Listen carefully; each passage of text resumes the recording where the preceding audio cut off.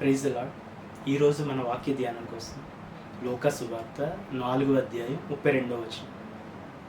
ఆయన వాక్యము అధికారముతో కూడినదై ఉండెను.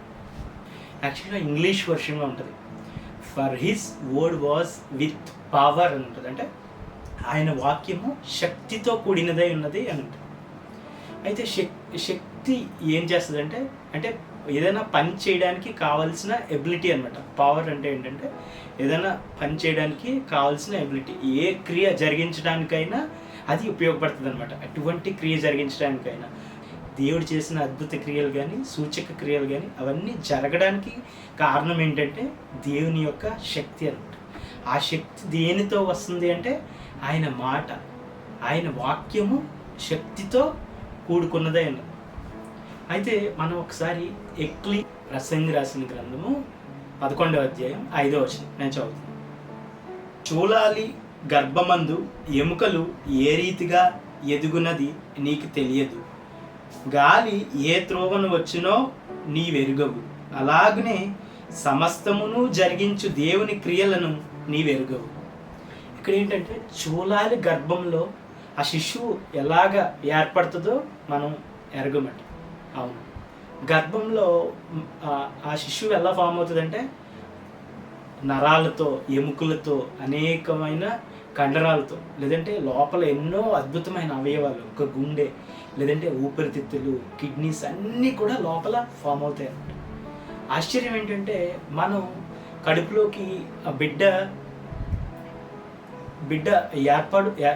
ఏర్పడే సమయంలో మనం ఏమి ఆ ఎముకలు తయారవ్వాలని ఎముకలు, లేదంటే నరాలు తయారవ్వాలని నరాలు తల్లికి మనం పెట్టం. సో ఏంటంటే అది దేవుని ఆశ్చర్యకరమైన క్రియ అన్నమాట. అది ఒక స్త్రీ పురుషుల మధ్యన కలయికను బట్టి వచ్చే కణాలను బట్టి ఏర్పాటు బట్టి అది జరుగుతుంది. అది దేవుడు పెట్టిన సహజ క్రియ అయినను మనకి అది ఎంతో అద్భుతంగా కనిపిస్తుంది అనమాట. ఎలాగా ఆ ఎముకలు, ఎలాగా నరాలు, ఎలాగా గుండె,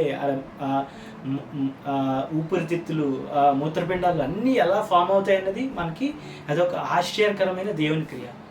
అయితే ఇంకా అద్భుతమైన క్రియ ఏంటంటే స్త్రీ పురుషుని కలయిక లేకుండా కూడా దేవుని శక్తి ద్వారా మాత్రమే ఒక శిశువు పుట్టడం.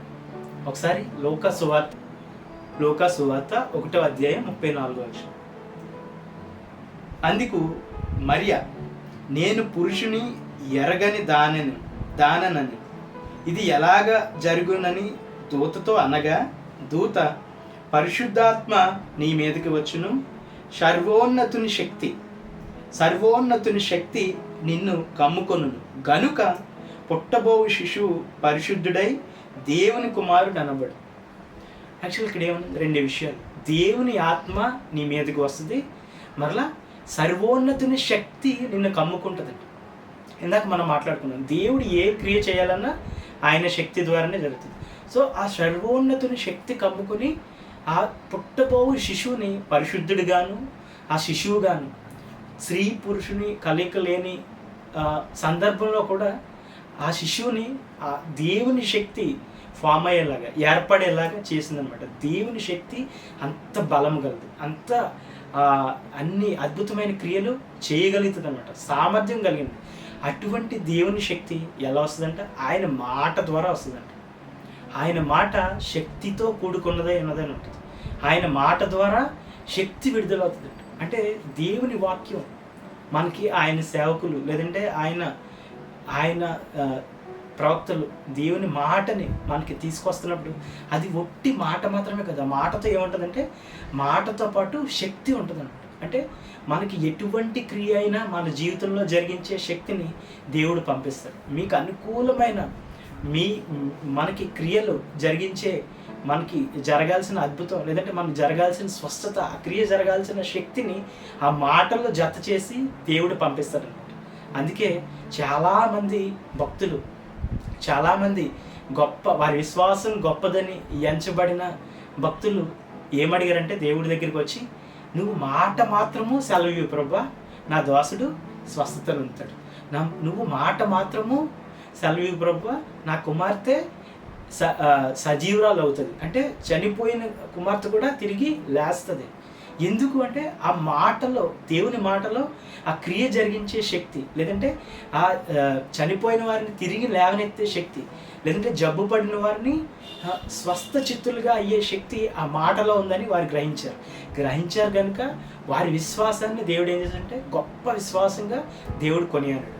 అందుకే మొదటి తెస్సలోనియులకు రాసిన పత్రికలో 1వ అధ్యాయం 5వ వచనంలో పౌలు గారు అంటారు, మా మాట అంటే మా సువార్త, మేము చెప్పే సువార్త కేవలం మాట మాత్రమే కాదు, ఆ మాటతో పాటు దేవుని శక్తి, దేవుని పరిశుద్ధాత్మ కూడా ఆ మాటతో జత చేయబడి ఉంది అని చెప్తున్నాం. ఒకసారి మొదటి తెస్సలోనియులకు రాసిన పత్రిక 1వ అధ్యాయం 5వ వచనం, మీరు ఏర్పరచబడిన సంగతి అనగా మా సువార్త మాటతో మాత్రము గాక శక్తితోనూ పరిశుద్ధాత్మతోనూ సంపూర్ణ నిశ్చయతతోనూ మీ యొద్దకు వచ్చి ఉన్న సంగతి మాకు తెలియదు. సో సువార్త దేనితో వస్తుందంట? దేవుని శక్తితో, దేవుని ఆత్మతో కలగలిపి వస్తుందంట. ఆ దేవుని శక్తి ఏం చేస్తుందంటే అద్భుతమైన క్రియలు, మనం ఊహించలేని ఆయన క్రియలు ఎలా జరుగుతాయో అని మనం ఊహకు అందని క్రియలు కూడా చేయడానికి శక్తి కలగలిపి ఆయన మాట మన యొద్దకి వస్తుంది అనమాట. ఆ మాటలో ఆ శక్తి ఉంది. అందుకే వాక్యంలో మనం చదువుకున్నాం, ఆయన మాట శక్తితో కూడుకొని ఉన్నది అని చెప్పి. సో మనం ప్రతిరోజు వినే వాక్యం కేవలం మాట మాత్రమే కాదు, మన జీవితాల్లో క్రియలు, మనం ఊహించలేని క్రియలు, లేదంటే మనకి ఇది అద్భుతం, లేదంటే ఇది ఆశ్చర్యం అనుకునే క్రియలు కూడా జరిగించే శక్తి కలగలిపి ఆ వాక్యం మనకి వస్తుందన్నమాట. సో ప్రతి దినం మనం ఆ వాక్యాన్ని, అందులో ఉన్న శక్తిని, అందులో ఉన్న పరిశుద్ధాత్మని మనం ఏం చేయాలంటే మనం తగిన గౌరవం దానికి ఇచ్చి, విధేయత చూపించి ఆశీర్వాదాన్ని మనం పొందుకోవాలి. కళ్ళు మూసుకొని ప్రార్థన. మహాపరిశుద్ధుడు గొప్ప దేవుడు అయ్యా, నీ మాటలను బట్టి ఉంది అయ్యా, నీ మాటలో తండ్రి నీ శక్తిని, నీ పరిశుద్ధాత్మని తండ్రి కలగలిపి తండ్రి మాకు పంపిస్తున్న విధానాన్ని బట్టి అయ్యా మీకు కృతజ్ఞతాస్థుతులు.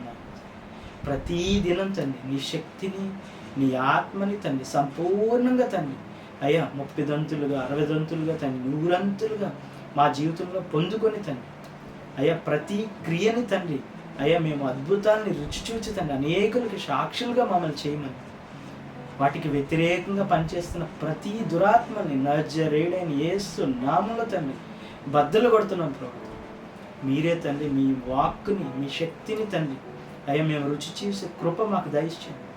నజరేయుడైన యేసే నామమున అడిగి పొందుకొని ఆమేన్.